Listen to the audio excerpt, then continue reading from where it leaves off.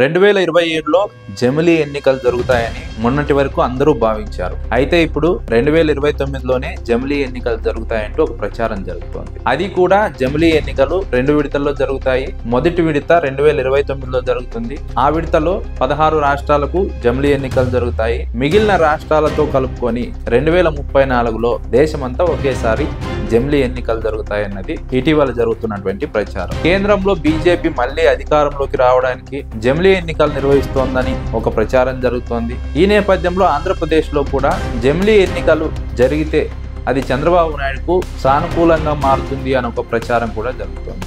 వాస్తవంగా జమిలీ ఎన్నికలు 2027లో జరిగితే కొంత చంద్రబాబు నాయుడుకు సానుకూల పరిస్థితి ఉండే అవకాశం ఉంటుంది. 2029లో కనుక జరిగితే అది చంద్రబాబుకు పూర్తిగా నెగిటివ్గా మారుతుంది.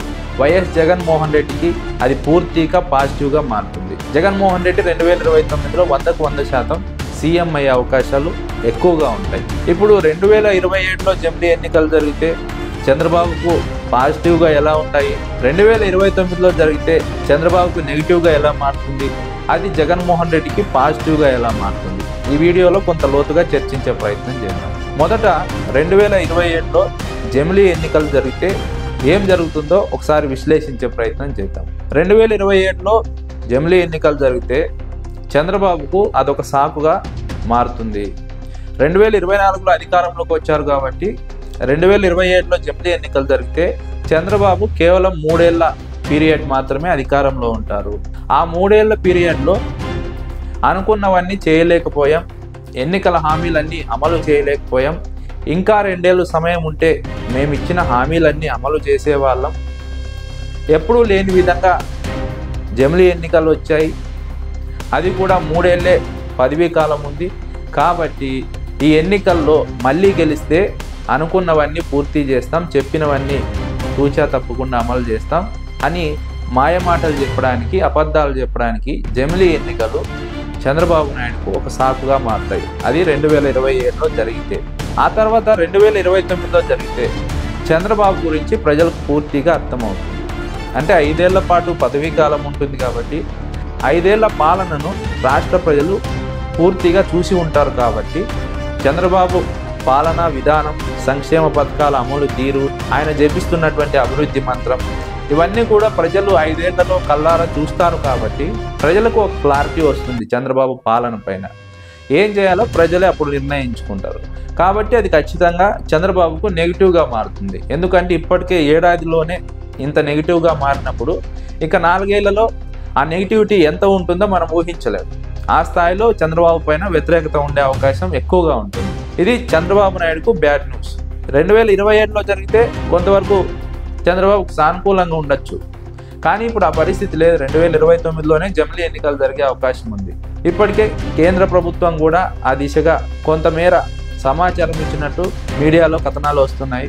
ఈ నేపథ్యంలో కేంద్ర ప్రభుత్వం 2029లోనే జమిలీ ఎన్నికలు నిర్వహిస్తుంది. అది ఖచ్చితంగా చంద్రబాబు నాయుడుకు నెగిటివ్గా మారుతుంది. ఇప్పుడు జగన్మోహన్ రెడ్డికి జమిలీ ఎన్నికలు 2029లో నిర్వహిస్తే పాజిటివ్గా ఎలా మారుతుందో ఒకసారి చర్చిద్దాం. 2027లో నిర్వహిస్తే నెగిటివ్గా ఎలా మారుతుందో ఒకసారి చర్చిద్దాం.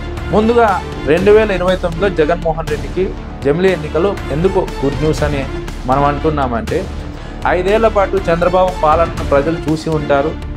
జగన్మోహన్ రెడ్డికి కూడా చంద్రబాబు పాలన పైన విమర్శించడానికి, ప్రశ్నించడానికి సమయం దొరుకుతుంది, ప్రజల్లోకి వెళ్ళడానికి సమయం దొరుకుతుంది, ప్రజా సమస్యలపైన ప్రశ్నించడానికి సమయం దొరుకుతుంది, ప్రభుత్వ విధానాలను ఎండగట్టడానికి సమయం దొరుకుతుంది, పార్టీని పటిష్టపరచుకోవడానికి సమయం దొరుకుతుంది.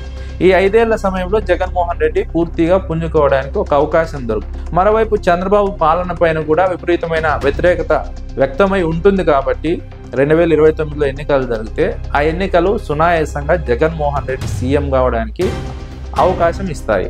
అదే 2027లో జరిగితే జగన్మోహన్ రెడ్డికి ప్రజల్లోకి వెళ్ళడానికి కానీ, లేదా పార్టీని పూర్తి స్థాయిలో పటిష్టపరుచుకోవడానికి కానీ, చంద్రబాబు విధానాలను ఎండగట్టడానికి కానీ తక్కువ సమయం ఉంటుంది. కాబట్టి ఆ ఎన్నికలు జగన్మోహన్ రెడ్డికి కొంత ఇబ్బందిగా మారే అవకాశం ఉంటుంది. కానీ ఇప్పుడు 2029లో ఎన్నికలు జరుగుతాయి కాబట్టి అది చంద్రబాబు నాయుడుకు నెగిటివ్గా మారుతుంది. 100% జగన్మోహన్ రెడ్డికి ఆ ఎన్నికలు పాజిటివ్గా మారుతాయి. ఆ 2027లో జరిగితే చంద్రబాబు ఆ ఎన్నికలను, జమిలీ ఎన్నికలను సాకుగా చూపి మళ్ళీ అధికారంలోకి రావడానికి ఒక కారణాన్ని వెతుక్కుంటారు. గతంలో కూడా 2014లో అనుభవం ఉన్న నేత ఈ రాష్ట్రానికి సీఎం అయితే రాష్ట్రాన్ని అభివృద్ధి చేస్తారంటూ ఒక ప్రచారం జరిపించి తన అనుకూల మీడియా ద్వారా అధికారంలోకి వచ్చారు పొత్తులు పెట్టుకొని. ఇప్పుడు మళ్ళీ అదే ఒక కుటిల ప్రయత్నం చేసే అవకాశం ఉంటుంది, ఒక కుట్ర జరిగే అవకాశం ఉంటుంది. మళ్ళీ కూడా జమిలీ ఎన్నికలను ఒక సాకుగా చూపి 3 ఏళ్లలో ఏమీ చేయలేకపోయాం, మళ్ళీ అధికారంలోకి వస్తే ఖచ్చితంగా చెప్పినవన్నీ పూర్తి చేస్తాం, ఇంకా ఎక్కువ చేస్తాం, రాష్ట్రాన్ని అభివృద్ధి చేస్తామంటూ మాయమాటలు, అబద్ధాలు, మోసాలు చెప్పడానికి అనుకూలంగా ఆ 2027 జమిలీ ఎన్నికలు ఉంటాయి. కాబట్టి ఇప్పుడు 2027లో జమిలీ ఎన్నికలు జరగవని ఒక క్లారిటీ వచ్చినటువంటి నేపథ్యంలో 2027లో ఎన్నికలు జరగవు కాబట్టి అది చంద్రబాబుకు పూర్తిగా నెగిటివ్గా మారుతుంది. 2029లో ఎన్నికలు జరుగుతాయి కాబట్టి ఆటోమేటిక్గా అది జగన్మోహన్ రెడ్డికి పాజిటివ్గా మారుతుంది. జగన్మోహన్ రెడ్డి గెలవడానికి 100% అవకాశం ఉంటుంది. ఇది రాజకీయ విశ్లేషకులు అంచనా వేస్తున్నటువంటి నేపథ్యం. కేంద్ర ప్రభుత్వం 1 నేషన్ 1 ఎలక్షన్లో భాగంగా ఇప్పటికే ఆ దిశగా కసరత్తు ప్రారంభించింది. అయితే జమిలీ ఎన్నికలు 2027లో నిర్వహించాలంటే అది సాధ్యమయ్యే పని కాదు.